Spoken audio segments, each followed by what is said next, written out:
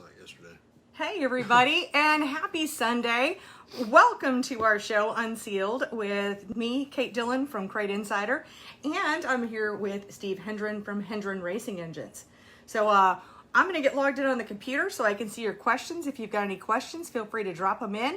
And in the meantime, I'm going to ask Steve. Steve, how was your week? Great till yesterday. Yeah.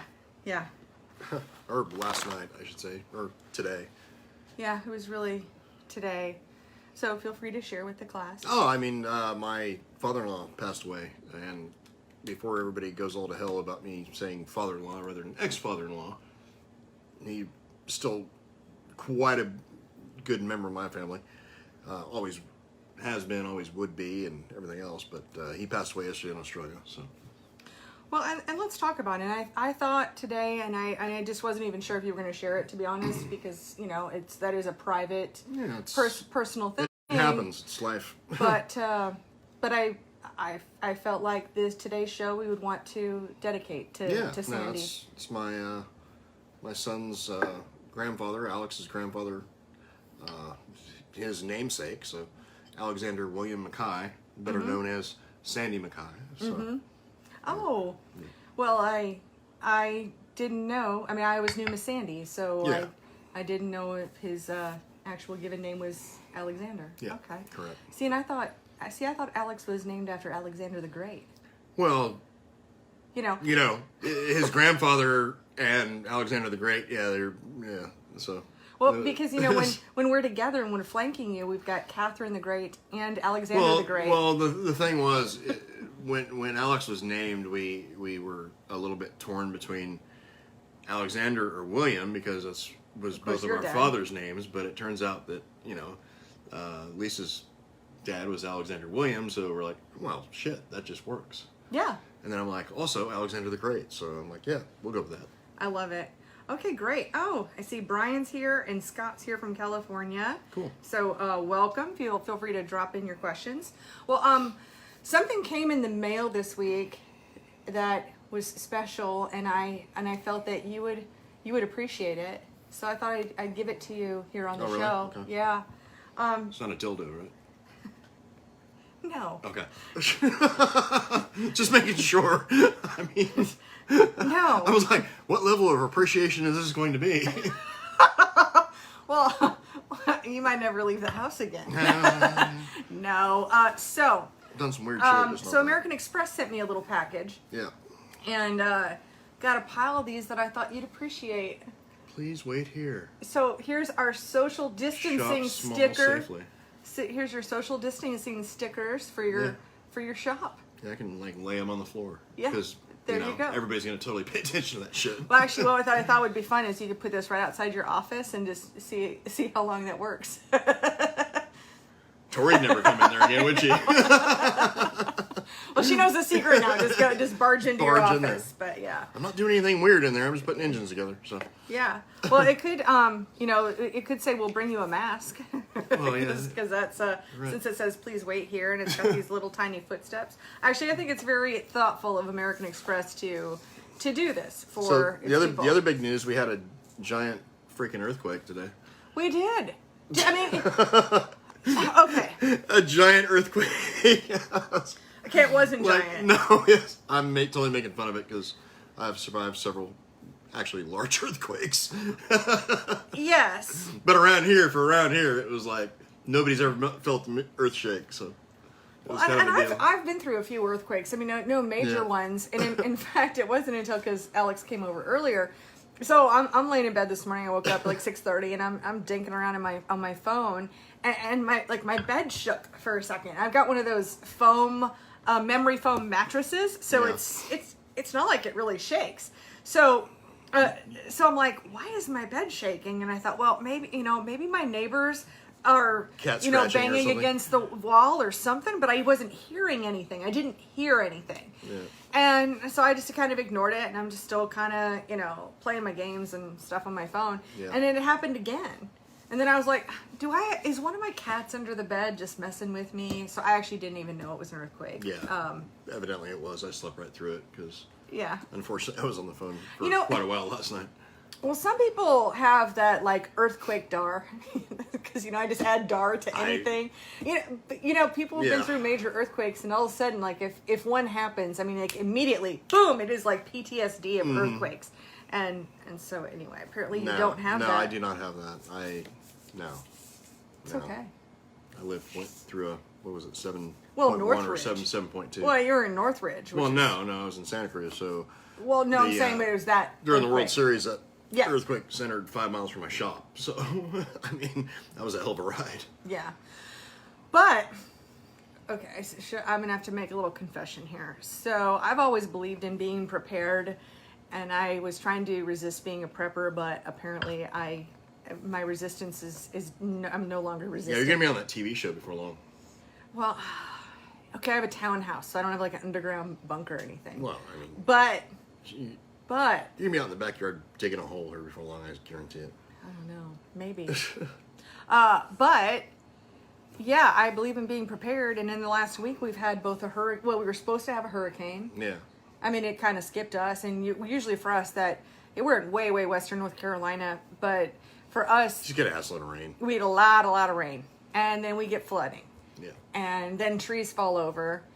And because the ground's so saturated and it knocks out power lines. I mean, that's what happens here for a hurricane. We don't get like the tornado of water or anything, but we just get lots and lots and lots of rain, and so that skipped over us. But now we can legit say we've had a hurricane and an earthquake in the last week during a pandemic. Yeah.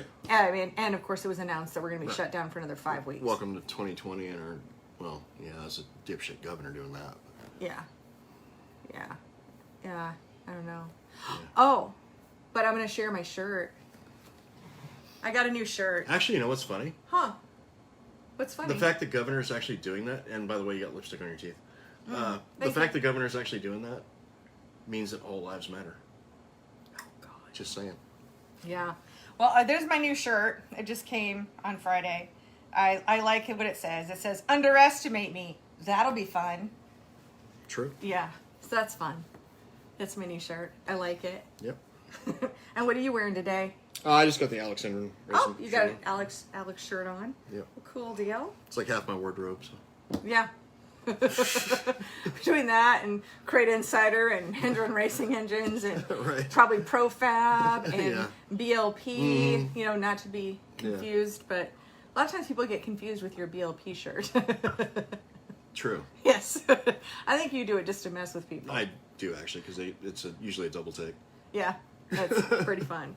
All right, I'm gonna see we've got some questions here and some comments. I'm actually gonna blow this up because look at this. I started the computer before the show today. Yeah. Look at that. I'm feeling like I'm all prepared, because I'm in survival mode here. All right, so let's see. Chuck says, "Hey, Kate and Steve, happy Sunday. Cheers." Chris, hello, Kansas City, Missouri. Excellent. Nice. All right, so Brendan asks, best tips for people just getting into racing. Running a street stock, any tips would be much appreciated. I'll let you take this one. Well, I watched on the Race and Rewind thing. It's not up yet. It's not up yet, but I actually watched a interview with Scott Bloomquist from 1991. Yeah. And old Scott back then, he was, he was different than he is now by a little bit. But his advice was, don't cheap out. So if you can afford it, buy it, because unfortunately, money is speed. Well, actually, it really reminds me of when you were getting Alex into racing. Because kind of my thought was, hey, here you've got a new racer, and they're probably going to crash up a bunch of stuff. So let's, kind of put something together, get some seat time. Correct. That would have been if it was my kid, that's what I would have done. But it does you no good to start out in something that is not competitive. So you want something that's competitive. So, number one, you don't get discouraged. So you're going to want to, continue racing because you've got a competitive piece. And number two, it makes it a lot easier to learn. Because if you're driving something that you can compare notes with friends at the racetrack or whatever, then that really helps to learn how to race. So that video will go up on Tuesday on our Racing Rewind channel, and it was just fascinating because it was cool to see Scott Bloomquist from Oh, absolutely. all those years ago. I mean, And that's Billy Moyer. and Billy Moyer. But the things were, and there's a big parallel between how you were starting Alex out, as well as what Scott Bloomquist said in Right. that video. And what he said is, not just don't cheap out, but buy the best equipment that you can afford. Right. The other advice, Because you're going to be buying it later, so buy it once, don't buy it twice. 'Cause Right. if you buy cheap to start with, then you're gonna have to buy it again. and you like it, and you're going to continue racing, you're going to have to buy it again because you want to get faster and better. And so, buy it once, buy it the first time. If you wreck your good piece, then buy another one. But Yeah. you're not buying 3 at that point rather than 2. Right. So buy the best, but then also the other advice was to pick one track and make that your home track and race there over learn how to over race, and yeah. over again at that one track until you feel like you're really getting a hang of it and really mastering it, and then you can start to travel. And that same advice that Scott gave 30 years ago Right. is the same advice that you gave Oh, correct. as well, and that's what with you've my done. kid, yeah. I mean, that's essentially what I did when I started racing. I was just going to ask you that if Yeah. you just raced at one. No, track I mean, for no, a while. I raced 2 tracks. Okay. But, the 2 tracks were my 2 home tracks, per se. Right. And and if you got, 2 tracks within a reasonable driving distance, drive 2 tracks for crying out loud, because two's better than 1. So, so you'll learn that much faster. But And I would then- definitely race one or 2 places until you're able to get out of the car and say, this is the change we need to make to this car because the track's doing this and the track's doing that. So I don't know. It's probably shitty advice, but that's my advice. No, I think that's really good advice, and I'm just going to go ahead and throw in a shameless plug at the same time here, because you're watching this on Crate Insider's Facebook page if you're watching us live, and of course, and for anybody who doesn't know, we do repost this over to YouTube, so you could be watching this on YouTube, or RacingInsidersPodcast.com is our podcast. But over at Crate Insider, here at Crate Insider, we believe in just giving the best advice. One of the main reasons why we started Crate Insider, or really at the core of Crate Insider, is that there were so many myths and rumors and bad information that was going out there. And so really the goal of Crate Insider was to give the quality, professional information and advice, not just to sell stuff, but to provide racers with the best value. And I know that I'm always researching something or another with the things that I buy. And I understand the challenge. When you're getting into something new, whatever that thing is. I mean, for me, it's different than race cars, but I know how difficult that is. But just know that if we publish it on Crate Insider, it's not because it's paid for. You're not a do it shill. because- You're not a No. shill. That's No. what you're getting No, at. I mean, and the stuff we sell, I like to believe that no matter, it's not even what I believe. You believe in the product. Well, but the truth is, I don't care what you buy. There's good, better, and best. We don't even sell good. We don't bother with it. You will always be able to find stuff cheaper in a junkyard than what I sell, but we only sell better and best. So we have sometimes we have a couple of options, but then you can always ask us if there's a choice between 2 things, which one's better, or why we have, people have different budgets too. But Right. if it's crap, if it's a crap product, it doesn't go on our website. No. And then, do you know we have 400 videos on YouTube now? Damn. Yeah, 400 videos. It's pretty amazing. So the value also, certainly can never replace seat time, but I would definitely say jump into some research. There's some great resources out there. If you're street stock and you want to learn about setups, I worked with Racelogic this year, Brian Littleton, and we had the chassis school, so Racelogic.vip. That'd be a good recommendation, actually. Yeah. That cuts your learning curve in half. Yeah, and because we talked about shocks and suspension, and a lot of that's outside my personal wheelhouse. But every time I see it, then I pick up one little piece here and people there. are fortunate nowadays when you're starting a race, because you've got so much information out there. Whereas a long time ago, I'm fucking old, so a long time ago when I started racing, that information wasn't really out there. Yeah. For the public, because the internet didn't exist and shit like that. So you got so many opportunities now to learn the behind the scenes, not just the turn and left part. Yeah, exactly. And another option is Race Know-How. My friend Jonathan Masters has that website. Yeah. But if you really want to fast forward all of your learning in a street stock, Racelogic.vip, the feedback on that has been phenomenal. And that was the first time we'd ever taped it and put it online. And like I said, the feedback's been great. I think they're doing their 604 crate late model thing this year too, right? Yeah, well, I guess it'd be next year technically. Yeah, but 2021. So we're planning that. Yeah. We're trying to put dates on the calendar, Yeah. and that's another good one too. And then we will do the street stock class next year too. Mm-hmm. And I'm sure there's always like minor little changes here Yeah. and there or whatever. But if you're really looking for a solid base of information, that is my advice to you, Brendan. Great. I see ZN Racewear says hi. Richard has a question. Mm-hmm.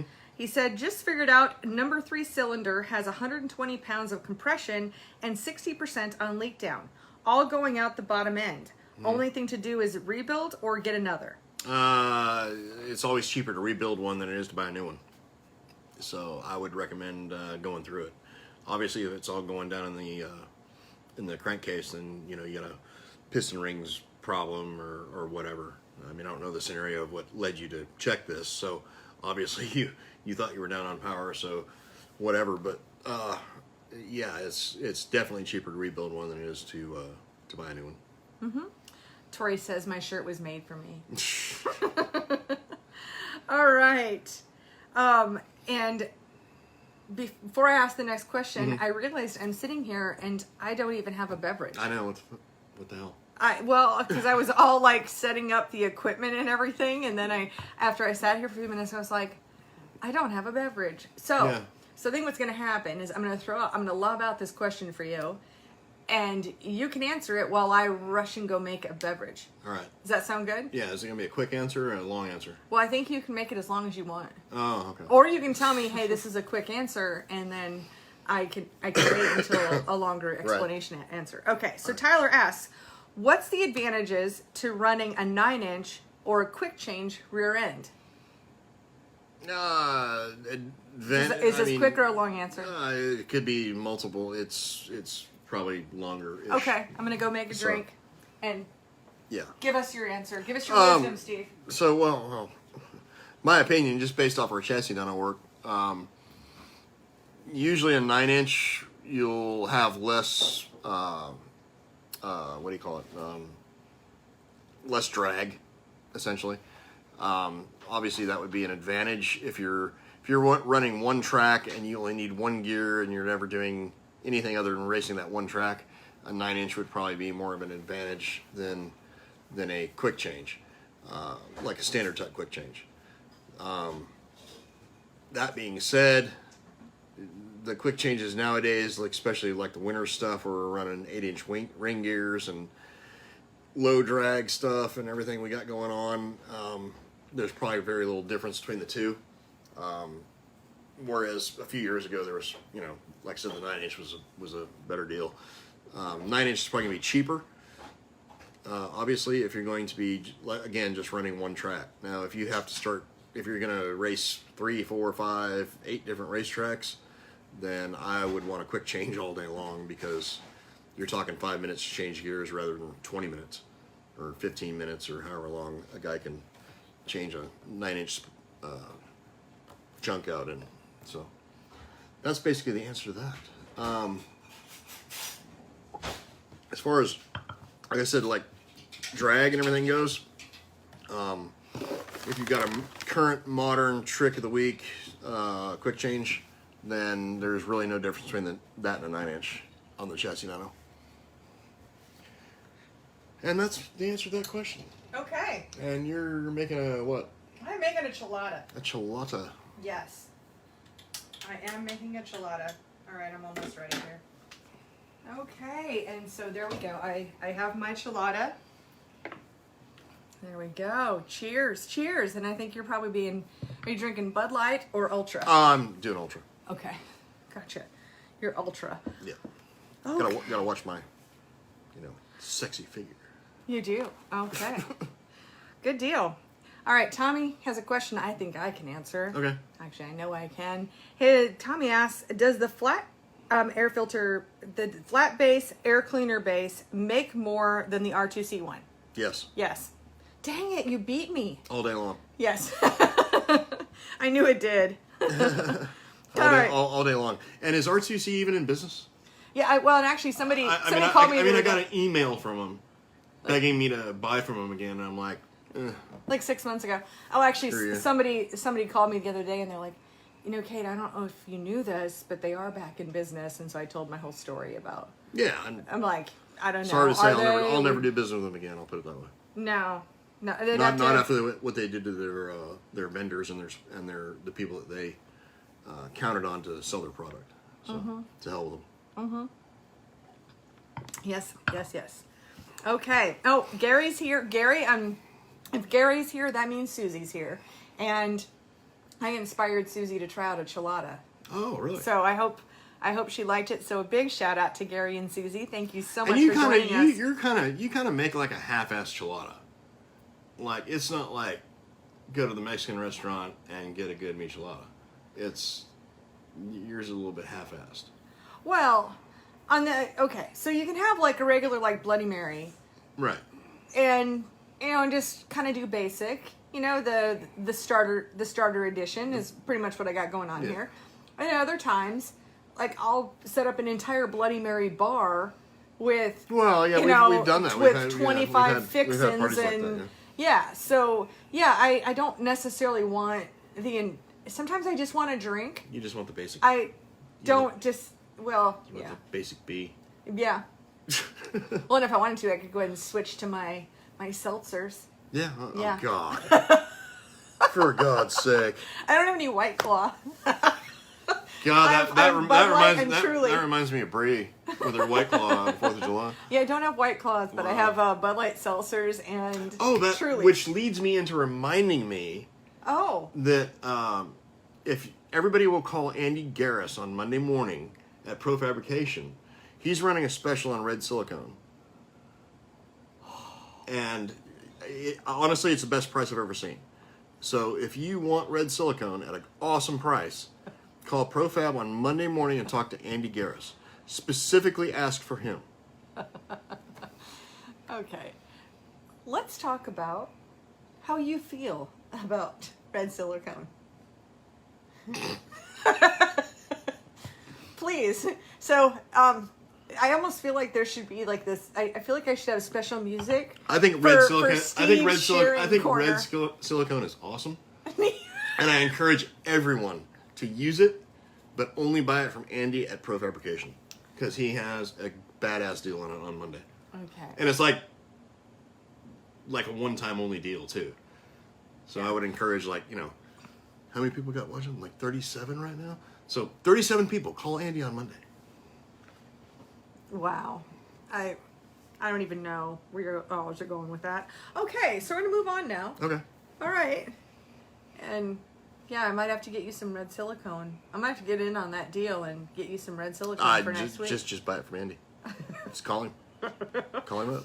Okay. Matter of fact, let me give you his cell number. Quit. Quit it. Yes, these guys give each other a hard time all the time, and I think, you know what you just did to me, Steve? What? Now I'm going to have to make another video that is just about red silicone. I'm going to have to. Well, I mean, if you buy the ProFab headers, you have to use red silicone. Oh, God. It's like how the deal works. No. Seriously, do not listen to anything that he just said about red silicone. I don't want to give people bad information. All right, so Jeff says, hey, from On the Bars, have a great day, great Sunday. Thanks. And Mike's not really a motor. I don't know what he meant by that. Another Mike says those 9-inch chunks aren't cheap either. Yeah, that's the other problem. Yeah. With the 9-inch versus a quick change. Yeah. I mean, the initial investment, I guess, like I said, if you're running one gear, one rear end, then that 9-inch is just fine. But if you're going to go anywhere else and race, then yeah, when you're trying to change gears, it ain't cheap. Yeah. Okay. Mike is asking, What oil do you recommend for Burt or Falcon transmissions? In our own stuff, we use the Daytona 1 that you actually sell. And yeah. I know the owner of the company quite well. He's been a good friend of mine for years. And to me, he makes the best product on the market when it comes to lubricants such as gear oils and transmission fluids and everything else. Yeah, so we've got that Dirt Track Trans Fluid is what we call it. Yeah. It's a Super Shift Dirt Track Trans Fluid. It's got a long name. But. Yeah, so honestly, if I'm using it on our car, then the shit works. Yeah. So I mean, because that's you really could use whatever you. I could use whatever I wanted to use if I just told somebody, "Hey, I'll say your shit's good," but I don't do that, so I only use the good stuff anyway. Or you just buy it. I mean, or I could buy it anyway, whatever. But I'm just saying, that's what I use because to me, that's the best product out there. Fred Ryland's here, and he says hi from Ryland Racing. I know you know the Ryland crew personally. Great. Oh, and Susie's here too, and she and Gary both they love the chiladas. There you go. Yeah. So it was good that I did a little chilada tutorial last week. You never know. Yep. Yeah. Oh, so that's all the questions we have. Feel free, you guys. Just go ahead and drop in your questions. Well, good. I'm gonna go have a cigarette. You can keep talking because I know you probably got something to babble about. You can show me your new gun. Dang it! I was gonna. Thanks so much for spoiling my reveal there. So I was talking to Steve yesterday, and I do have a pistol, but I was just thinking to myself, I think I'd like to have just a basic, some kind of a survival rifle. I mentioned that to him, and that hey, I know he knows a lot more about guns than I do, so I thought maybe he'd give me a suggestion. Instead, what he did was he said, you know what, I have got the perfect gun for you. So I'm going to show you what I just got. So, and why is my red dot on? My red dot's on. Yeah, anyway, this is what I got. This is a Ruger 9mm something. A carbine, Ruger. He'll know all the answers to what this is supposed to be. But anyway, it's a 9mm rifle, and it's got a red dot sight on it, and so it uses the same ammunition as my Glock. And so now I am going to be a little more prepared for a survival situation, because I told you I'm going full prepper apparently now. Can't hurt to have a firearm as long as you are responsible with it, and I have every intention of being responsible and learning how to use it. So anyway, so there's that. You never know what you're gonna see on this show, and yeah, all right, so let me see. Susie says she wants a handgun. Susie, I'm a total novice at all of this. Steve's really into guns, but I'm not. And if you're interested, on my own personal channel, on my Kate Dillon YouTube channel, I do a review of the Glock 43. So the Glock 43 is my personal handgun, and it worked out best for me being I have small hands and, kind of newer at it and all that good stuff. So I did a full review. So it might be something you check out if you're interested in handguns, and that would be good. And I see you put Frank's hot sauce in your chilada. That's a great choice. Yeah, whatever people like. So yeah. Good deal. Well, feel free to keep on asking questions. We had a good Top 5 Tuesday show, in case you missed it. Top 5 Tuesday, I had Andy Garris here from Pro Fabrication. And I'm going to go ahead and tell you, so all engine builders absolutely hate red silicone. Absolutely hate it. It is horrible to get off of your engine. And when you use it to secure headers, then what happens is most of the time people overuse silicone, and it gets in the ports, and it really cuts down the effectiveness of your headers when the ports are half full of silicone. So yeah, so this is Steve and Andy really kind of having a fun jab with one another, and that's because I think Andy said he was going to do a special like free red silicone with all headers, especially for Hendren customers, just to mess with Steve. So that would be what that is. Yep, and so Susie said Glock 43. Yep, the Glock 43 is my personal handgun, and I love it. I'm all about my Glock. All right, Christopher says, I am back from Facebook jail. Hi from Monterey, California. Yeah, congratulations for being released from Facebook jail. I am fortunate enough that I never have ended up in Facebook jail. I'm not exactly sure how that hasn't happened, but and I don't know. Then I go and show a gun on a live video. I'm sure I'm not going to be. Yeah, if I get in trouble, so be it. So we'll see what happens. And then Steven, when he returns, is going to tell us what this rifle is. What? You're going to tell us what this rifle is. It's a Ruger PC carbine 9mm. Ruger PC carbine 9mm. Well, I told him the 9mm part. So yeah. Yes. Alrighty. And then we're just waiting for Steve to get back here. In fact, I'll ask him the question because I don't think we're going to know the answer to this one, Gary. But Gary's asking, how many races is the Hoosier H500's worth? I have no clue. Yeah, and it's not a tire that we've used in this particular. Street stock tire. Okay.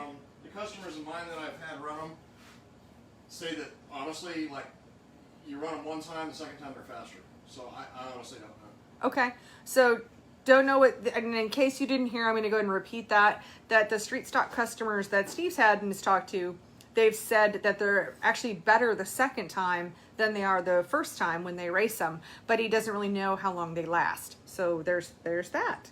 Okay, so Christopher says, hey, Trump 2020. Yeah, we could get in all kinds of trouble on this show. I went shopping this week, and I thought that bag was down here, but it may not be. You know, because, you know, this is Sunday, we're kind of chilling.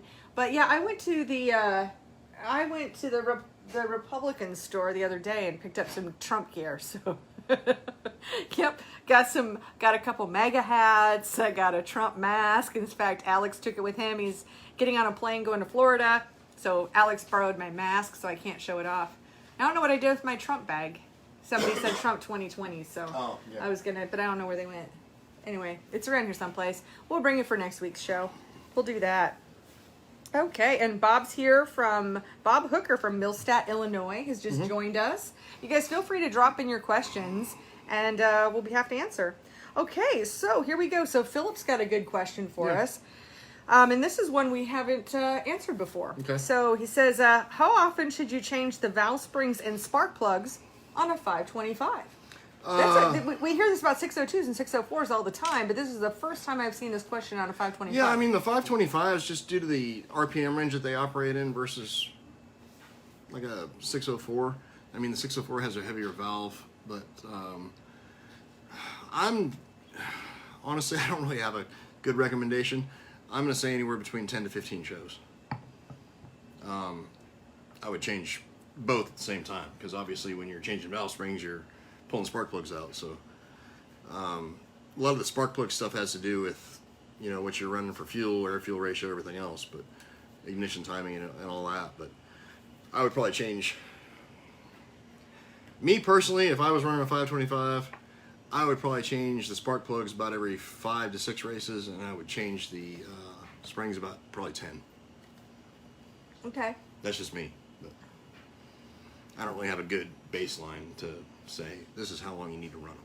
Well, because I do know guys who have run like 30 plus races without changing valve springs on 525s. But just for me, like peace of mind, I'd say 10 to. I'd do it over 10 if it was my own engine. Probably 10 to 15 on the average, guys. Okay. Deal. Well, and let me ask you this: what are you revving those 525s at? Well, our stuff, we're turning them 73. 73. Okay. Is where our rev limiter is set in our program. Okay. So I know there's places like I think it's like Wasota, stuff like that, where I think they have like a 7,000 RPM rule or whatever. I think they have a program you have to run, stuff like that. But, well, I mean, the reason I ask is because, you know, with 602s, we max them out at 6,400 RPM, and we do that because anything bigger than that is going to go into valve float. Yeah.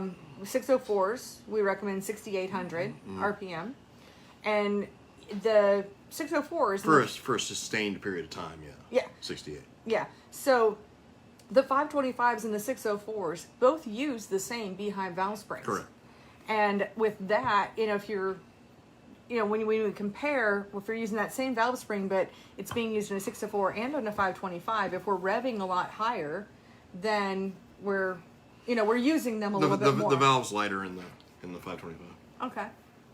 I mean, I'm not saying about anything other than we could be being harder on the springs. Potentially, yeah. Potentially.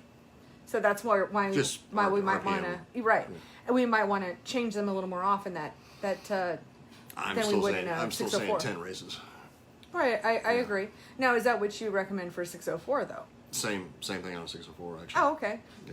Gotcha. I actually didn't know that. That's what you're recommending is 10 to 15. Again, I've had guys run springs 30 races.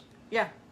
You know, and you just don't see a lot of drop off on this new style spring on this Beehive deal. So, new style I say for 604 is standard spring for a 525.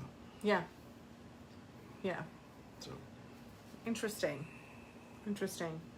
Now this is okay, we got some more questions here. Let's see. So Susie, they're hanging out at the pool. So that's awesome. I'm a little jelly. Because because it's warm outside, we were going to be outside. last week was today. 10,000 degrees. Today's only 5,000. Oh, okay. But it's still hot as F. Yes. I'm so proud of you. Yeah, so proud. I'm learning. Love it. Okay. Mike is asking, what fuel is Steve running? Alcohol, corn, race fuel?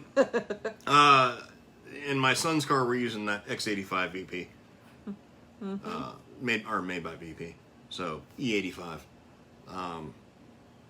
We've done a lot of testing with that in the last, I don't know what, 4 or 5 months.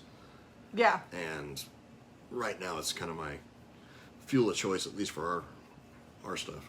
Yeah, and with the balance of the power and the performance and the cost. Well, I mean, one thing, it's all the pieces put together. Years ago, we could not make E85 match what we could get out of, like, say, CHP. Mm-hmm.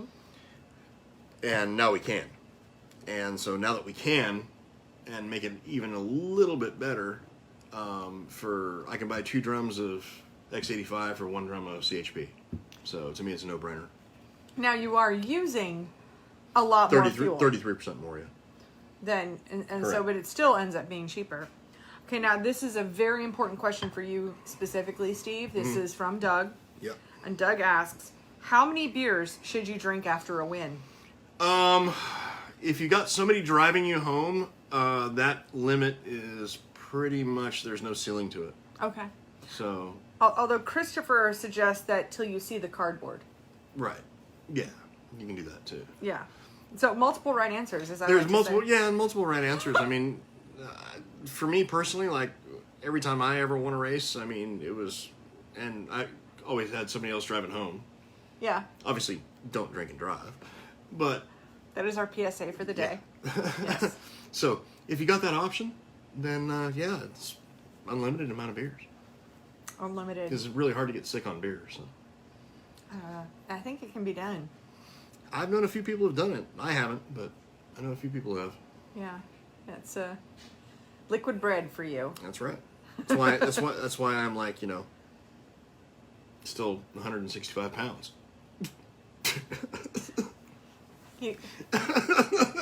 You're that and so much more. Yeah. I didn't really say mean so much, but Hey, if I legit wanted to lose some freaking weight right now, I'd just stop drinking beer for 2 weeks and I'd lose 20 pounds. Just saying. Yeah. I love you just the way you are. Yep. Fluffy. Yep, or drink chiladas, yes. Right. Fluffy. Yeah. Yeah, we've got we're on the COVID diet. We're still. Dude, yeah, when we were like locked down, it was pretty much we ate like beer and we drank beer and ate meat. Yes. That's basically what we did. Because I went to the farmer's market. So here's my deal. I am into survival, but my thing about survival, I think everybody's into survival. well, being a little bit more prepared and all those things, right? But here's my deal. I don't want to just survive. I want to straight up thrive. So I don't want to just get by. I want to be on top of that. Yeah, I mean, when I'd come here after work during the pandemic, when we were on 100% Full on lockdown. Yeah. I wasn't coming over here because the food was bad. No. So, or the beer was warm. So we were, we lived it up pretty good there. Yeah, we sure have. Okay. This is a really good question. Okay. So Dennis is asking, any storage problems with E85? Like if it's in the sealed drum, no. I mean, obviously keep it off the ground. If you're talking about like in the car, if you're racing weekly, no, it's not an issue. I recommend to my customers, number one, don't let the shit dry out in your carburetor. Okay. Because it'll evaporate, just like all fuel will. So if it dries out in your carburetor's like, it's not going to function correctly the next time you go to try to run. So don't let it dry out. If you know the car's going to be sitting for a while, drain that out. If you've got a on-off valve in your main supply line, obviously have that shut off. If you got an on-off valve on your vent in your fuel cell, shut that off. So long as both of those are shut off, then the fuel holds just fine and retains its properties to where it'll, still make the same amount of power as like something out of a fresh drum. That's great to know, because that's something that we've talked about. You and I have talked about. I don't know that we've ever talked about it on the show, but some of the race fuels, they can kind of gel up or lose their potency. What they do is, and like this is like a fuel terminology, they lose their light ends. So when you like pop a gas cap and you see the vapor coming out, that's the light ends leaving the fuel, which is what actually makes the fuel produce power. Gotcha. Like little ghosts. Something I learned from my buddy who used to be the chemist at Renegade. Wow. Cool. Okay. Let's see. Mike says, I understand what you're saying about the R2C, but their air filters are reusable, aren't they? About what you recommend on a lifespan and cleaning a filter. They're, back in the day when we used to use R2C, their quality filter, I guess it was their Pro filter or whatever, was a great piece. I mean, we loved it. Take it off and blow it out and go race it the next week. Beyond that, we'd wash them every other week or so. So we basically owned two and we'd cycle them out. And we'd wash them out and let them dry, and all that stuff. And they work just fine. The problem I would have with that company right now is I don't know what they're using for their filtration media. Because like back when they basically went to shit on all their end users, 2017, they were sending replaceable filters and charging people as they were Pro filters. Oh. So I had quite a few customers, or friends of mine who were their customers, have that happen. Wow. So it's not, I don't know. I don't know what they're using for an element now. And honestly, I don't care. Yeah. So, yeah, we don't know. We don't know. I hate to sound like a dick. It's just, I'm so turned off by that company now because of what they did to us and everybody who had supported them for so long. Just utterly. Well, I mean, I don't like being lied to, so that's just what happened there. All right. So Gary asks, when is it? When is too much octane? What is? Well, it actually says when, and is it when you're running too much octane? So tell us about octane limits of what you'd be running, especially in a 6 or 2. Understand the. Well, let's just talk about the question, but like, yeah. if you're asking, what I think you were asking is when is it too much octane for, I assume, a crate engine? Yeah. I know Gary. I personally know Gary's got a 6 or 2. Anytime it's a non-oxygenated race gas, and it's over 103 octane, it's too much. Mm-hmm. So if you're limited to a non-oxygenated race gas, then that would definitely be below that. There are some series that run, like the Rush series, they give you a choice between a 91 and a 110. The 91 will actually make a little bit more power, but for me personally, I just don't trust that fuel like in the summer. Yeah. Because I can see where there could be some detonation issues. So at that point, I recommend the 110. And the 110 will make a little bit less power than the 91, but the engine's always safe. Well, is either one of those a cooler fuel? No. Okay. No, there's no such thing until you get into a ethanol or methanol based fuel. Now, do you know, I mean, what is it that makes them run cooler? What is it? The burn rate. Okay. Of the fuel. So it's extremely slow burning fuel. Which is why you have to use about twice as much, or 33% or 2.2 times percent. Well, Not percent. methanol you use 2.2 times the volume of liquid. Ethanol, it's like one molecule away from methanol, so it ends up being you're only using like, and it does have some gasoline in it, so you're using 33% more. Yeah. Whereas methanol, you're using 2.2 times the volume of liquid. Well, and Gary's asking about the octane because he's looking at cost. So, you know, trying to find that, what's going to be the if it were me, most reasonable cost. If it's going to be a non-oxygenated fuel, I'd try to find something between 95 to 101. And I know Sunoco makes several 101 fuels. I'm sure everybody makes something in that range, depending on who you want to buy your fuel from. Yeah. I mean, isn't there like a VP98 or something like that? I don't know, honestly. Or maybe it's I think there is. I know they got like C something, C9 or something like that. I think it's a lower octane, non-oxygenated gas. VP does. I'm sure Renegade makes something. I know Sunoco does. Yeah. So. Yeah. So those are some good questions. Okay. So Brandon, he said, here's a question from Brandon. Mm-hmm. He's got 602 overheating issues. He's got 1-to-1 pulleys, triple pass radiator, restrictor. Get rid of the triple pass radiator. Yeah.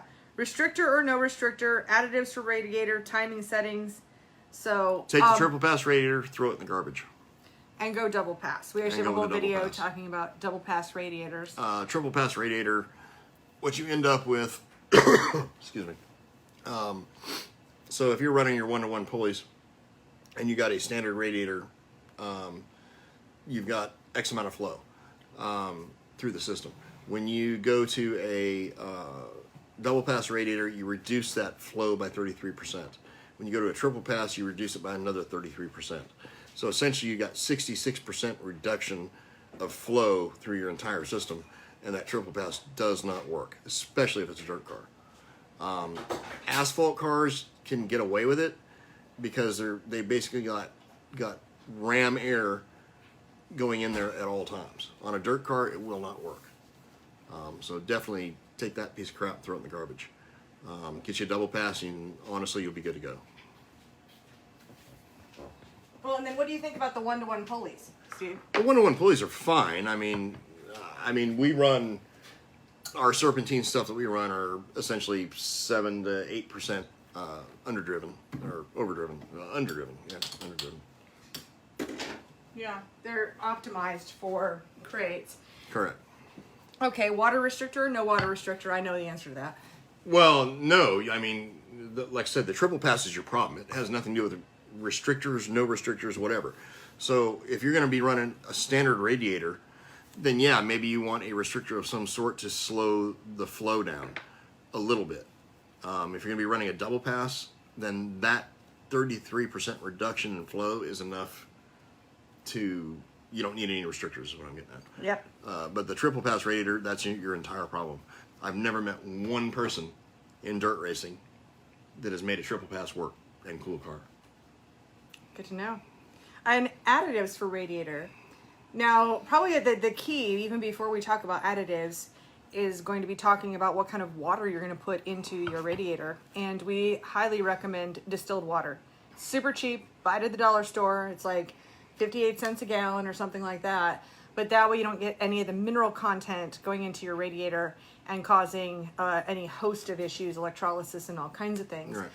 As far as additives, we've been very happy. I don't know if you're using the Kool-Aid, but I have a lot of customers using Kool-Aid from Maxima. Clearly not the kind from Kool-Aid Man, but Kool-Aid from Maxima. It's on our website. We use Dawn liquid dish soap.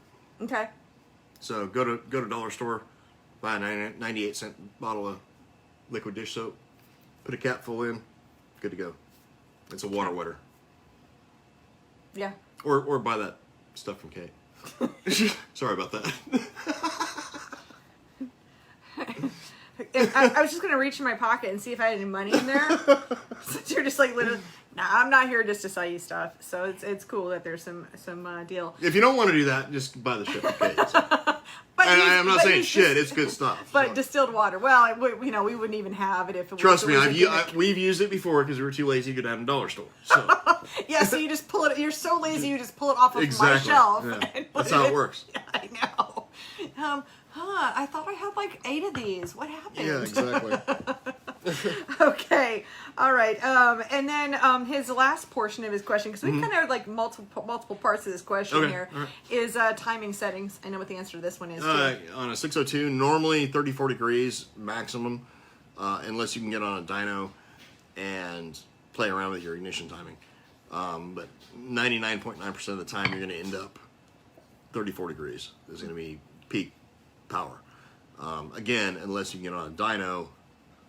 And depending, there's a bunch of different variables as far as that goes, but I've seen some run as good as 37, 38 degrees, but that's normally going to be E85 kind of deal. Great. Okay, so Michael has some questions here. He says, you say that methanol is the way to go for the most power, but would it change the car setup too much because of all the burn off? And you would have to take the foam out of the tank. Would it be an issue with the fuel moving around so much? They have foam that's compatible with methanol, so you'd have to get with whoever manufactured your fuel cell and talk to them. But they have methanol compatible foam.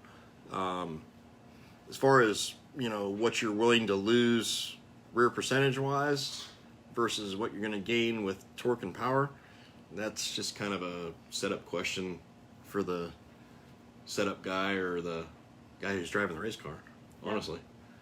I mean, to me, if they said we can run methanol today, that's what we'd be on. Yeah. Because number one, normally in this crate racing stuff, I mean, modifieds, I know they still run a crazy amount of rear percentage, but like in dirt late models, we've got like no rear percentage right now. It just doesn't matter because we've got traction, traction to spare. Traction for days. Yeah. Yeah, keep digging. Yeah, it's just technology makes it that way. So yeah, for sure. Okay, that was a good answer there. That was good. All right, so Mike asks. He says, "How do you feel about an alternator with a 604 MSD box? I also still own a Hendren steel 2-blade fan from several years ago. Do you still recommend it, or do you have something new?" Me personally, that 2-blade fan, we just basically came out with that to answer a problem that existed 2014? 7-8 years ago now, probably, honestly. Well, 2014. Well, you had them before that, or you were just telling people to do it, but as far as selling them, I mean, it was 2014. Yeah, so, I mean, to me, if I was going to buy a fan blade today, I'd be buying that race fan. Mm-hmm. I mean, because then I can tune exactly what I can run 2 blades, I can run 3, I can run 4, I can run 6. You don't need 6, by the way, but, it just gives you that option to tune the cooling of the engine to where you want it to be. So if it was me today, I wish I'd have thought of that damn thing, because to me it's brilliant. It is brilliant. And so,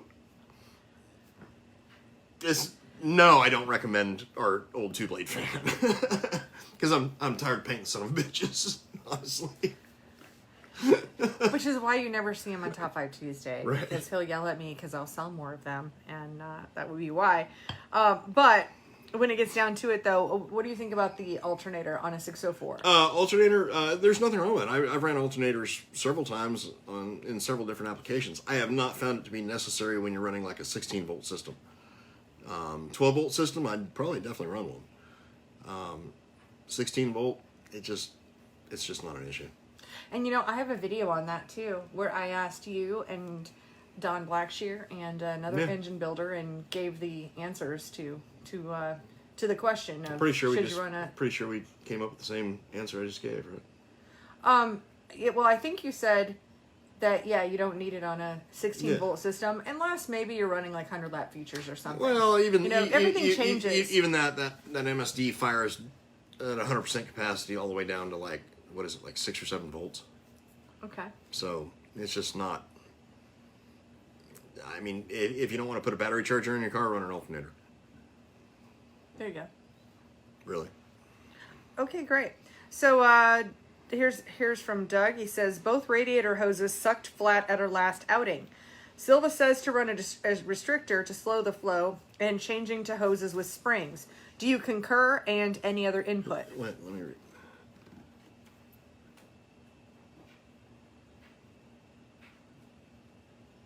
Is this the triple pass radiator question? Or not? I don't know. I'll have to look back.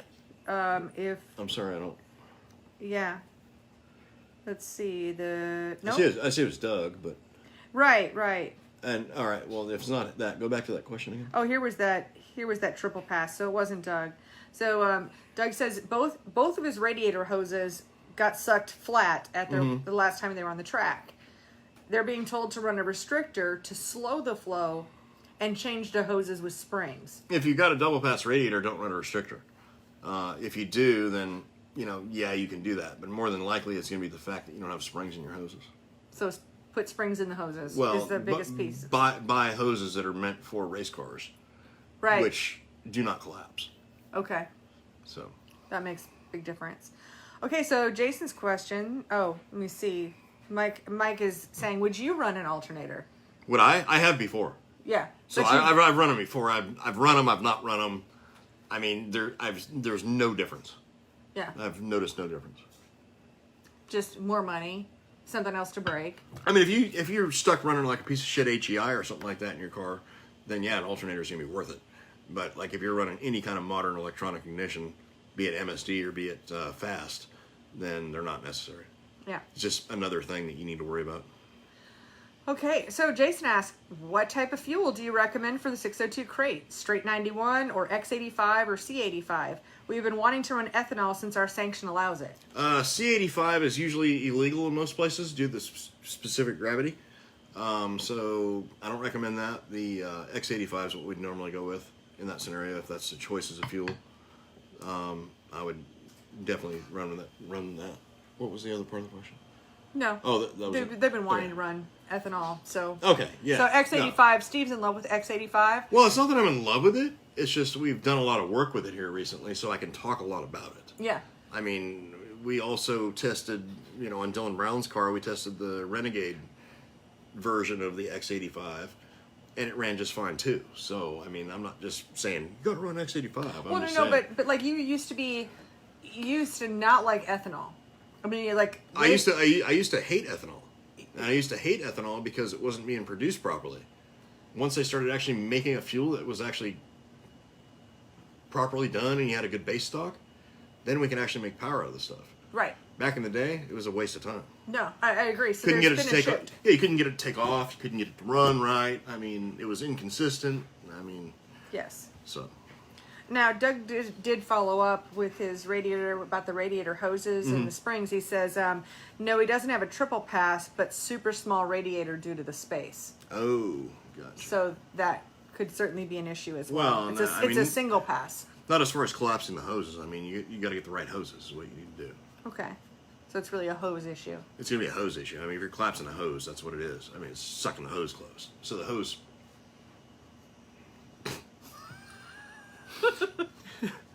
So your hose isn't rigid enough, Doug. So you're saying he needs a stiffer hose? He needs a fucking couple bags or something. Goddamn hose when he needs.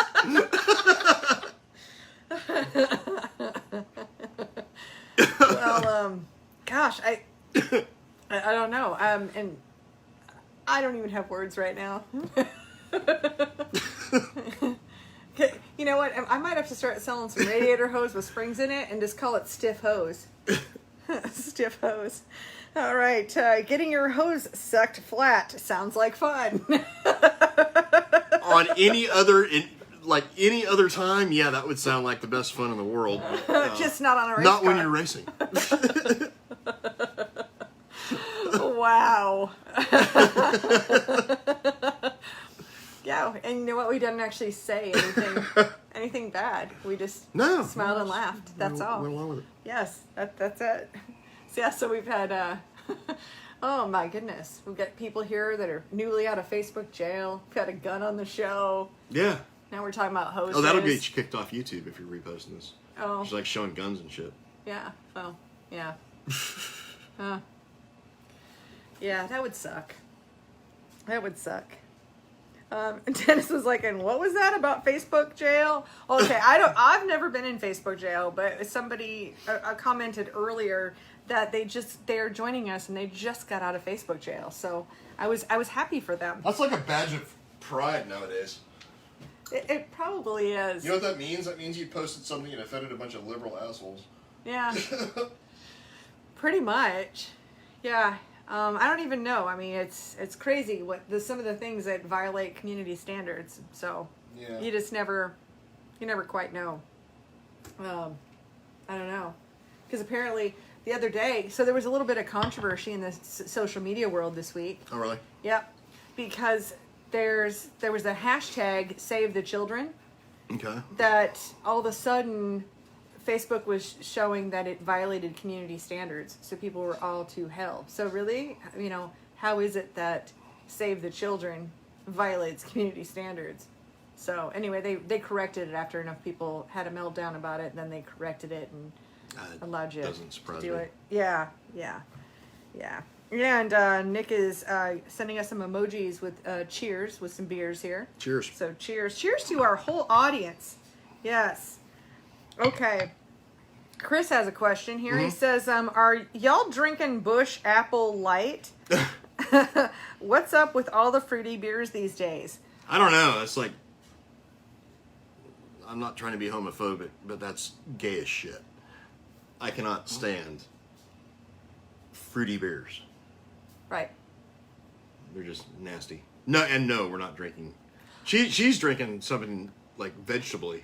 Yeah. So mine's like a Bloody Mary with beer instead of vodka. That's it. So, and you're actually drinking Ultra. Well, which is like drinking water, so.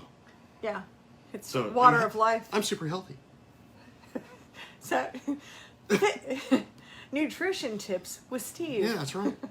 I feel like we should have little Drink segments. Ultra. It's just like water. I feel like we should have like little segments of the show. I might have to this is a thoughtful moment, and where Steve's going to tell us how he feels. Well, I mean, that's why our ancestors always drank wine and beer, because water is bad for you and kills people. Because you get cholera and shit from it. Mm-hmm. So, don't drink water, drink beer. Not anymore, because I just got my survival water purification system. Yeah. If they had that back in, I don't know, biblical times, there'd probably be a lot more people alive. Yeah, we would have been overpopulated much, much sooner. Okay, Gary says, I'm calling Nancy. Screw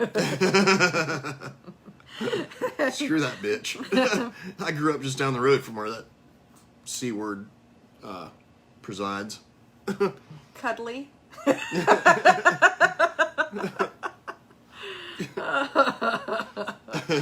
Yeah. There we go. Yeah. Thank you for not getting us kicked off of I am Facebook. totally trying to mind my language. You are so good at that. And normally that would just fly out of my mouth and I wouldn't even know I said it. So yeah, I know. I was like, You're becoming a television star over here. Let's see. So Mike said, I asked the question about what oil to run in Bert's transmission. I got your answer. If I want to switch to Daytona 1, do I have to clean the system flush of old oil? No. We have been racing the B&M trick shift. Yeah, no, you wouldn't. I mean, just drain it out. Yeah. And, I mean, I'd probably undo the 4 bolts, rotate it on the side, and let the shit get out of there. But no, you don't have to. Okay. It's good to know. Yeah. Yeah. I mean, what you gotta love about Daytona 1 products is they're just so adaptable to whatever situation we put them in. Oh, absolutely. And we've seen it with, it doesn't matter what kind of engines or cars, including the fact that I use some of these fluids in my own personal car. Well, I use them in my car. Yeah. I use the engine treatment. So do I. Yeah. Yeah. You know what? And I mean the other stuff he makes racing specific, I don't use in my own street car, but the engine treatment, I use it every time I change oil. And you know what? I even found a Daytona 1 product to use on my motorcycle. Oh, good God. Okay, guys, I'm in love with my Burromax mini bike. I have a mini pit bike, and I'm in love with it. She rides it in town. I do, because I only live a half a mile from downtown, so we'll meet up there for lunch or dinner or something. So I just ride my mini bike up to downtown, and I love it. So here recently I changed the motor in my bike. Yeah, you upgraded to the hog motor. I did. I upgraded my motor. This is all a lithium powered bike, you guys. So it's like it plugs in the wall, and so there are no anything else. Like it's not really like an engine. It's literally a motor. But when I changed out the motor in it, my chain was squeaking because it's electric chain, and I used the Daytona 1 spray lube, and it worked out really, really awesome. There you go. Jesus Christ. Everybody wants mini bikes. I got some coming. Wait till you see my pile of mini bikes, like coming by the pallets. Did you tell them last week about like when you went to Copper Penny and like the whole Harley Davidson 25 or 30 freaking bikes showed up there, and I didn't. There you are on your little hog. I love it. Well, I mean, we're sitting there at lunch. We're just finishing up, and it was like Saturday or 2 Saturdays ago or something like that. Yeah, so like this whole group of bikers rolls up. I mean, not like legit bikers. These are like weekend warriors. Oh yeah, but they got like the leather vests, and I think there was mostly couples and all of that. They were almost like a mini Sturgis. Ooh, yeah, that's something to talk about. It was a bunch of doctors and lawyers on their Harleys that they paid too much for. So I was parked like right up front outside the door, and they all park in their parking spots, and they're like pointing at my bike as they're like walking up into the patio. And then Steve said when I rolled out of there, then several of them were shooting video of me and my little mini motorcycle. Because you were going wee wee wee as you were riding out. Wee wee, like the little pig. Okay, all right. So and we're gonna have to come back to Sturgis because that's an interesting current event there. But Chris asks, he says, with the current state of NASCAR, wouldn't it make more sense for them to put crate engines in the Cup cars instead of restricting open engines down to 450 horsepower? Oh, you don't even need to worry about the current state of NASCAR because in 2023? I think it's sooner than that. They're going hybrid, you guys. Yeah, they're going hybrid. So. So they've gone full. NASCAR's gone full on PC warrior, and they're going to dumb it down even more. Yeah. So we will be hybrid. You know what I think is going to be interesting. Did you see? And this is a fact. This isn't. No, rumor. we're not making this up. This is like what's going on there. It's already been announced, yeah, it'll be interesting to see what happens there. So, I mean, and honestly, I don't give a shit. I don't watch it anymore anyway. I haven't watched it since they changed the point structure. Honestly. Yeah. I mean, I've been at restaurants or bars or something like that, and it's on TV, and I'll watch it, but I do not turn it on in my house. Yeah.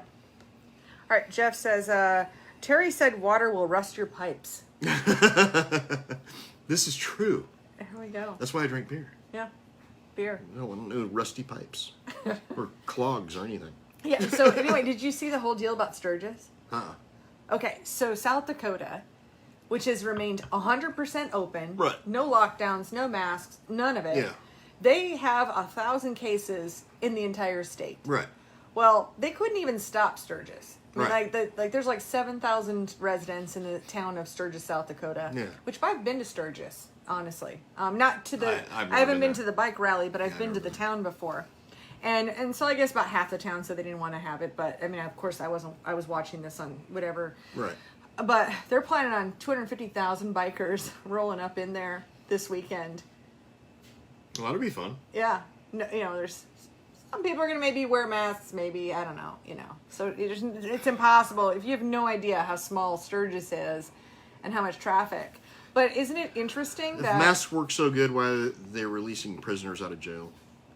If masks work so well, then why is it spreading in the heavy mask places? Well, why is Sweden pretty much rocking this whole thing right now and making the rest of the world look like a bunch of idiots? Yeah. I know. It's a crazy deal. So, Jim says the rally is great fun. Oh, I'm sure. Yeah. I've never been. I think it'd be badass. I mean, I went to Bike Week in Myrtle Beach. Gosh, it's probably been 10 years ago now. I had a blast down there. I thought it was great. I had a great time. Of course, I didn't have a motorcycle, but you can still attend all the events and watch the constant, watch all the cool ass bikes and shit, like cruising and everything. We had a good time. Yeah, I think I drive out there and just roll up in my mini bike. If you think I wouldn't, I totally would. I know you would. That's the scary part about it. I love my bike. I love it. Love it. Love it so much. I never thought that I'd be like a motorcycle chick, but here I am, gun toting, got a tattoo, got me a motorcycle. What have you done to me? She's got a kitty paw that big around. It's little. Well, it's the size of a... And now she's a badass because she's got a gun, a tattoo, and a fucking mini bike. She's hardcore.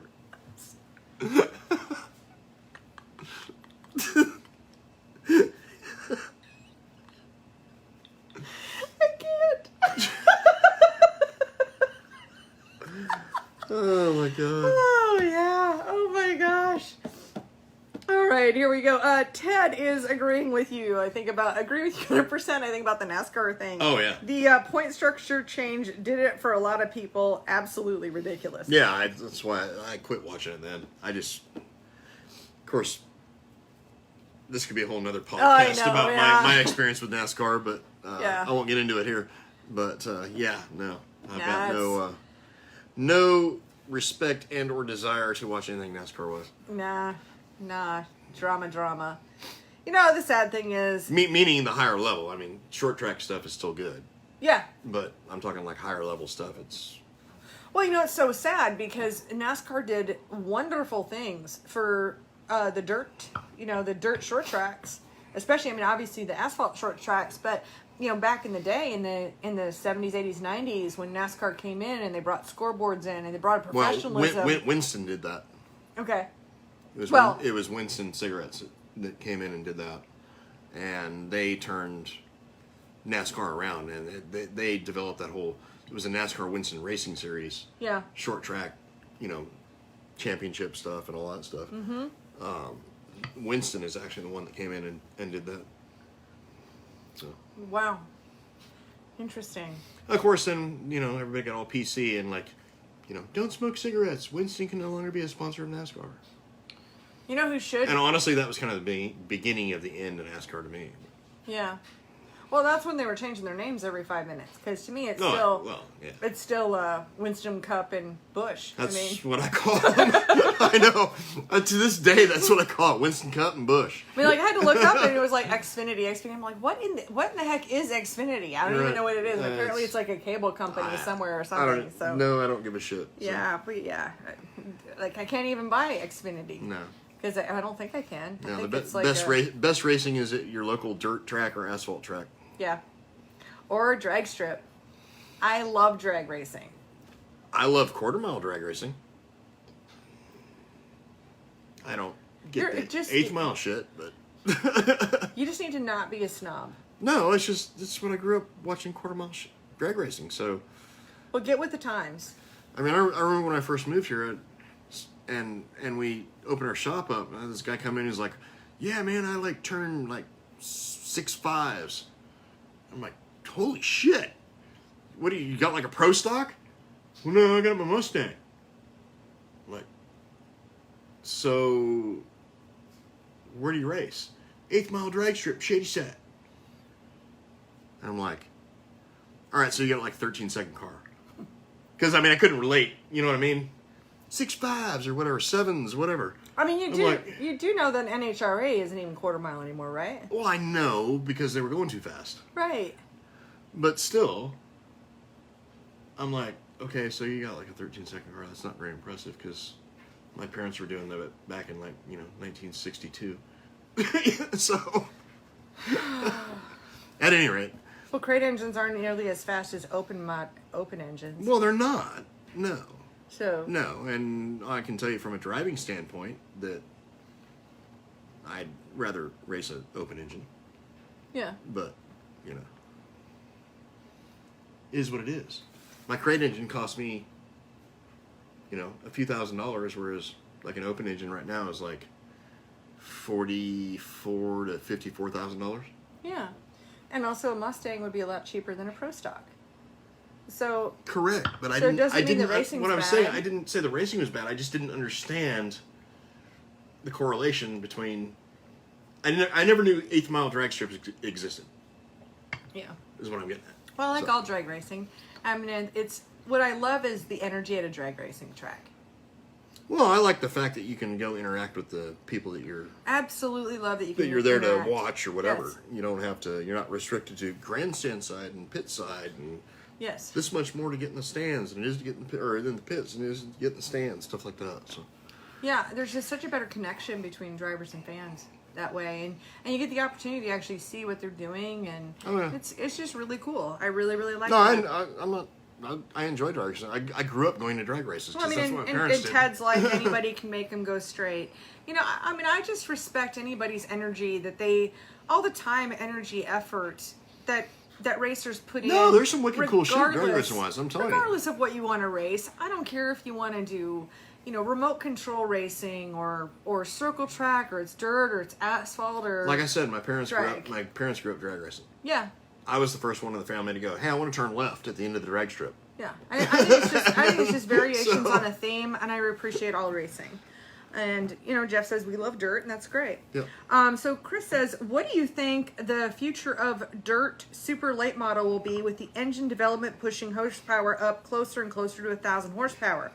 Do you think with the cost on engines and shocks becoming so high and purses not really growing, will it become a dying class? Yeah, I think it will. Unfortunately. And I think what you're going to see, well, what you're seeing now is, I mean, I'm not going to name any engine builders by any means because I know all these guys. But like if you go to an engine builder now and you say, hey, I want the biggest, baddest, wide bore, 950 horsepower engine I can get, that you're going to get that. But what you're going to get along with that is you're going to get 3 different carburetors. And then you're going to get like a bunch of restrictor plates and everything else. So you spend, I'm just going to say 50 grand. You spend 50 grand on this.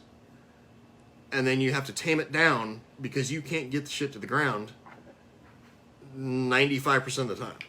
You might be able to qualify on the full-blown 950 horsepower setup, but come feature time, I mean, I've done cars for several super late model teams.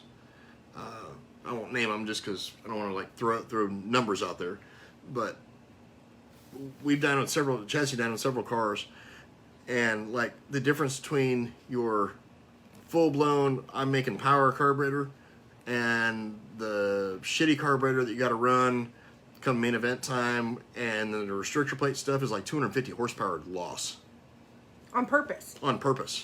Yeah.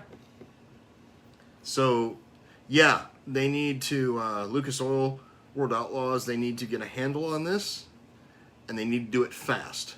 Otherwise, it's going to turn into what you see with the, whatever the frickin' hell NASCAR is called now. Well, because it's getting out of hand. And if they would limit something, I've got my own personal ideas of what they can limit to help this situation. I don't think crate engines would be the answer for that level of racing, but I think there are some answers that can be, or some questions that can be answered in order to limit the cost to where you can see more teams racing. Because right now, most places in the country, weekly super late model racing does not exist, which is sad. yeah. Because it should. Mm-hmm. And, I'm in the crate engine business per se, and I'm not throwing off on crates, but every racetrack in this country when I moved here in 95 had super late models Weekly. Well, here even in the South. and they can't do that now, and it's sad. Well, you know what? They can't even do it with the crates necessarily either. I mean, 604s don't necessarily run every single Correct. week at every single track. That's kind of in this mid area. Yeah. Up north, like in Oh, Rush yeah. Country, down south in Crate Yeah. Racing USA country, Yeah. they're racing every damn week. They got hella good shows. We're just kind of stuck in this middle area where it's like been in limbo for the last, 10 years. Okay, well, all of this, regardless of specifics, I mean, I think what you're looking at is a situation where, as an engine builder, or just as a whether it's an engine builder, just looking at being a business owner. If a customer comes to me and says they want something, I have two choices. I either tell them I am not going to do that something for them, right, and they go somewhere else. Well, no, I'm not. Or I do that for them. Yeah, so, and I'm not throwing off on the engine builders by any means. I know you're not. Because I mean, that's my first instinct is, I'm going to that's do what whatever you the hell want? I'm going to make as much freaking power as I can possibly get, open engine wise, and that's my first instinct. So I'm not throwing off on them guys. I'm just saying that there needs to be a limitation now to bring this cost back down, because, Joe average guy who's, wants to race a super late model can't do it anymore. If you don't have Mark Martin sponsoring you, and I ain't throwing off on no racers, if you don't have Reese Monument or somebody like that, like, giving you money, then you're not going to be able to race that level. Well, it does not happen. Let me put it to you another way. And that's sad. And I'm thinking I'm probably going to shoot a video on this for my channel, but it's the most important thing that I've learned in college. And actually, it's the most important thing I've learned in life, and especially as a business owner. But the truth is that no matter what I decided I wanted to do with my life, it's not up to me. I mean, yeah, I can go in a certain direction, but whether I can be successful at it or not is less to do with me, and the market will decide. That at the bottom line, the market will decide. So what that means is that if these prices get too high and we lose enough racers, then our series will have no choice but to go away. Because if you can't bring an influx of new ones, and we don't want it to go away. So I agree. There needs to be a way to curtail this down to where it's something that you can at least bring. I mean, I know they still got weekly racing up in, I think Pennsylvania is probably there, and maybe somewhere in the Midwest is probably the only place I know of where they still maybe have weekly super late models. But even then, I mean, you get, God, Modifies was just taken over. One guy goes and buys a $55,000 engine and starts dominating the racetrack. You get a bunch of people quitting. So. Doug says it's already over for late models in California. Yeah. And, I mean, and Modifieds took over in the Midwest. Yeah, well, Modifieds took over in California too. Mm-hmm. They did that years ago. Well, and Chris is asking. I mean, they tried to make a comeback with late models there, but in California, and again, it prices itself out of its own existence. Well, and Chris says, wasn't the 525 supposed to be that answer for supers? Yes and no. Yeah, yes and no. Yeah, you're right. It was never meant for the elite series of the Lucas Oil or the World of Outlaws. It was never meant for that. But it was meant for the guys who, whether they didn't want to put the money or they didn't want to put the time and effort into running a super late model. I mean, look at a super late model. You got to rebuild that thing however many races.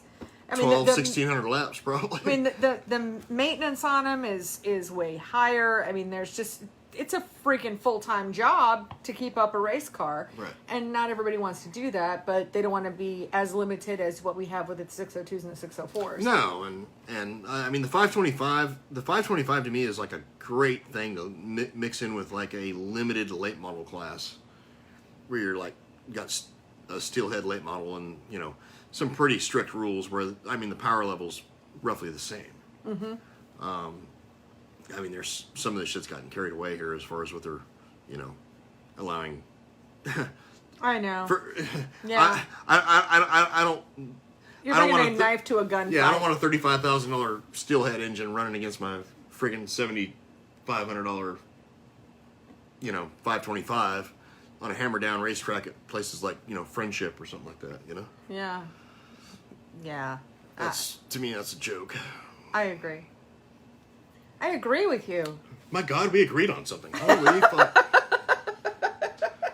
Usually we're variations on a theme. We sort of agree, but not all the way. Yeah. So it's interesting. Interesting perspective. I mean, just different perspectives for different choices. For I mean, everybody's got opinions on everything. So. Yeah. That's why we all race. Yeah. You know why?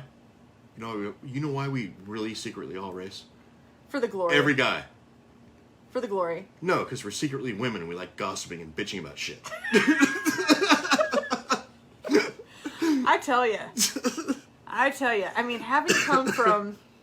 I've been in many a beauty salon, and my degree is interior design, and there's quite the reputation. But man, neither one of those professions have anything Oh, shit on race car. on racers. Nothing. Nothing. Oh my God. Gossip. Oh, so okay, now here's this isn't necessarily gossip, but I got a question from somebody this week that they're running a 602 in the Crate Racing USA street stocks. And so the street stocks have multiple engine options. So you can run a 602. They got their built engine deal. Or you've got like this engine option number 2. 2-barrel, yeah. Where, you're running a 2-barrel, but it says you can run beehive springs. So the person was asking me, with the 602, since it says with this other engine option, can you run beehives? And I'm like, I'm about 100% sure that beehives would not be legal for a 602. But my question to you is, like, I don't even think you could put the beehives. You can't. I mean, no. Because I know when we were swapping 604s, when they went to the beehives, and we were converting them, I mean, you needed different rockers, you needed different all kinds of stuff. No, you can't. You'd have to have the heads off and do some machine work to make a beehive work on a which would clearly be illegal. Yeah. Oh yeah, obviously. Yeah. I mean, there's no. I mean, I already thought it was illegal, but I just also didn't think it was possible, and that was my question: is whether it was possible or not. And yeah. So spec super is what he says there. Spec super. Yeah, I don't know about that. I mean, I think we should allow the creativity. I like the creativity, but there just needs to be some whoever can come up with a way to, like, let's go back to, if they can go back to $35,000 super late model motors. Yeah. Then that would be a really good place to start. But figure out how to do that. Yeah. I don't know how. Well, I mean, because I think as a fan, sometimes we forget about the race fans. Yeah. A lot of times we forget about the race fans, I'll be honest. Because truthfully, as a race fan, I don't really care. But the fans can't tell whether you got 900 horsepower or you got like 700. Because they both sound the same. Yeah. Well, that's what I'm saying, is it adding to the fan experience?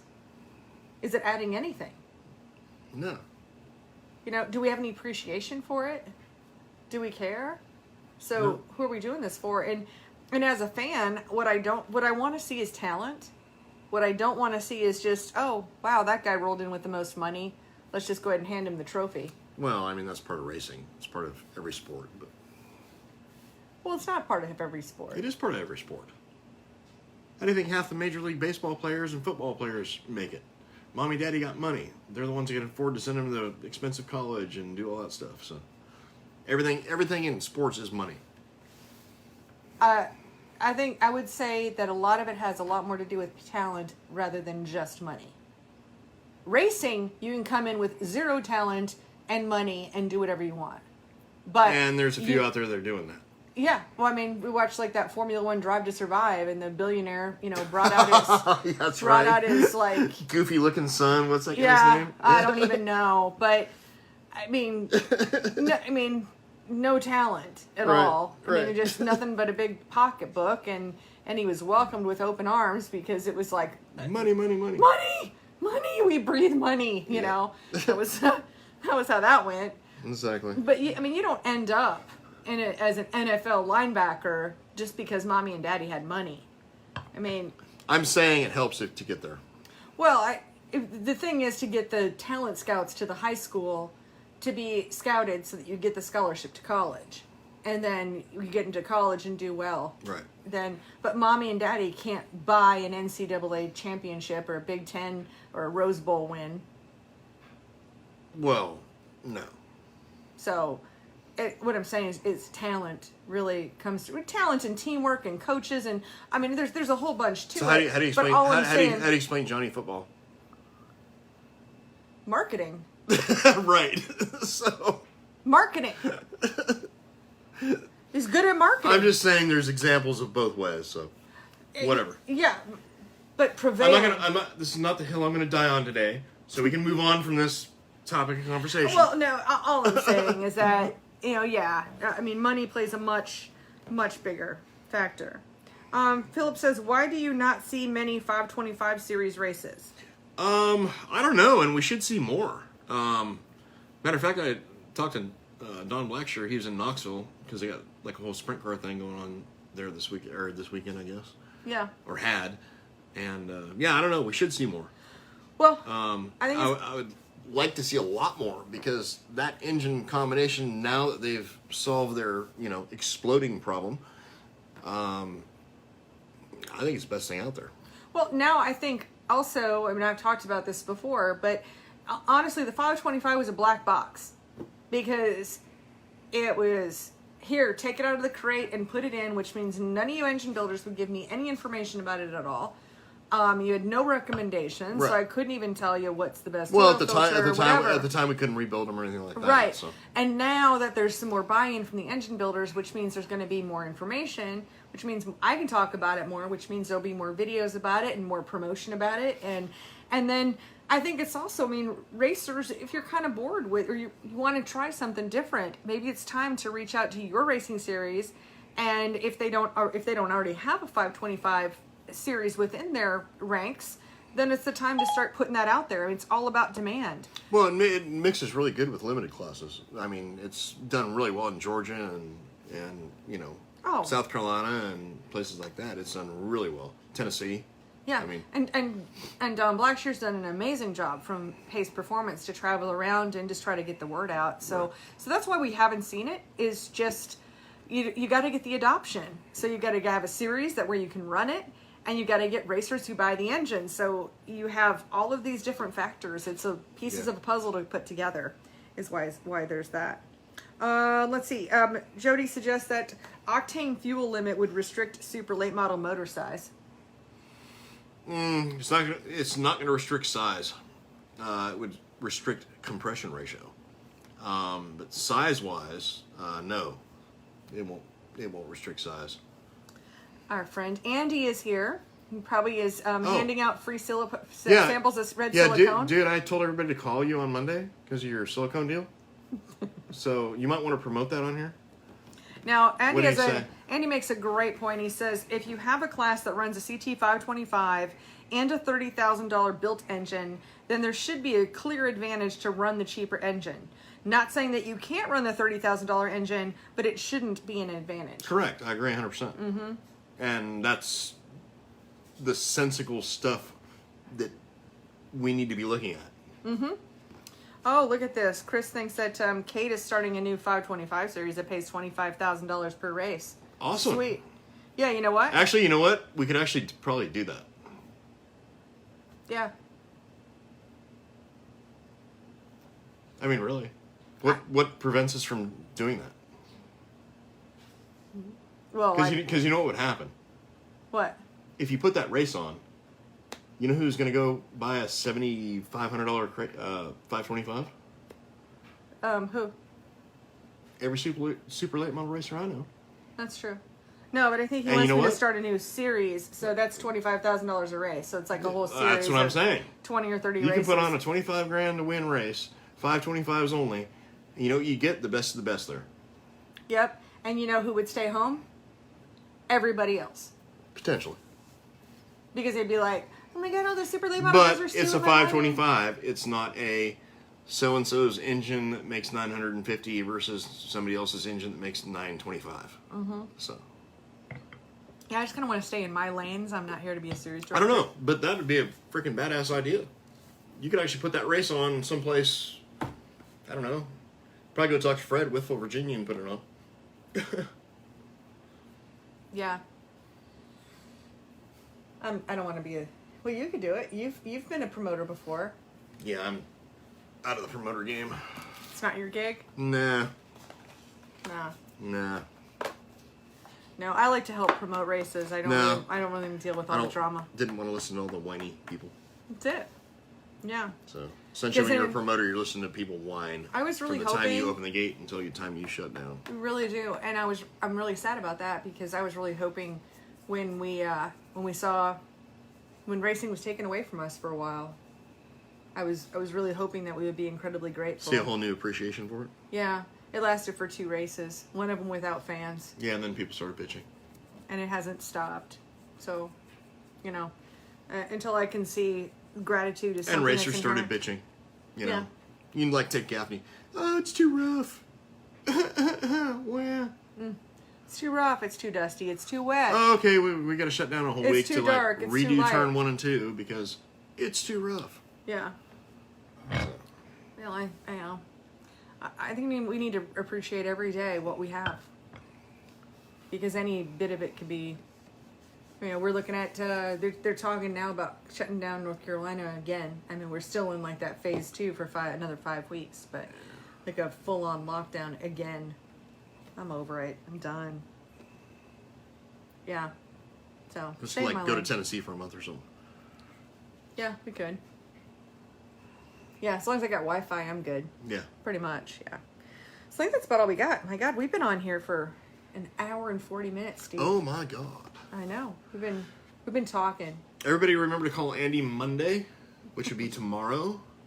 He gets to work, I think, probably, well, knowing him, probably around 12. Make sure you call Andy Garris and order your red silicone. At the screaming deal he's got it on sale for. Yeah. Wow. Yeah, you're a jerk, Steve. I'm not. I'm helping him out. I mean, shit, he helps me out, I help him out. Oh my God. So Chris says, Steve said he doesn't want to listen to whiny people. ... Has a career in racing. Touche. And laughing. Yeah. Touche. And but Andy said that the red silicone only works on Hendron engines. Well, that's what makes the most power. Please. So when you buy your Profab headers with no gaskets because they can't supply gaskets, make sure you ask for your free tube of red silicone. Face palm. Face palm. For sure. Well, I think we're gonna wrap it up. Are we done? I think so. I think Cigarette, if you want to keep going. I'm sure you can ramble about something. Thanks. No, we'll wrap it up. you done? We got All dinner right. to make because I've got farmers market food for us to put on the okay. table. So I want to thank every one of you for being here, for being part of the show. We really appreciate it. Or for anybody who wants to check out other episodes, you can see them on YouTube, you can see them on Facebook, or you can hear them on RacingInsidersPodcast.com. Thank you so much for being here. We'll be back next Sunday. Yep. We're gonna be here next Sunday. I assume so. Yeah, we'll nothing be back better next to do. Sunday. No, we value this time Oh, with our audience. Ah, shit, that's it. Yeah. I value every one of you for watching us. I actually do. So thank you so much for being here, and I'll see you guys next Later. week. Bye.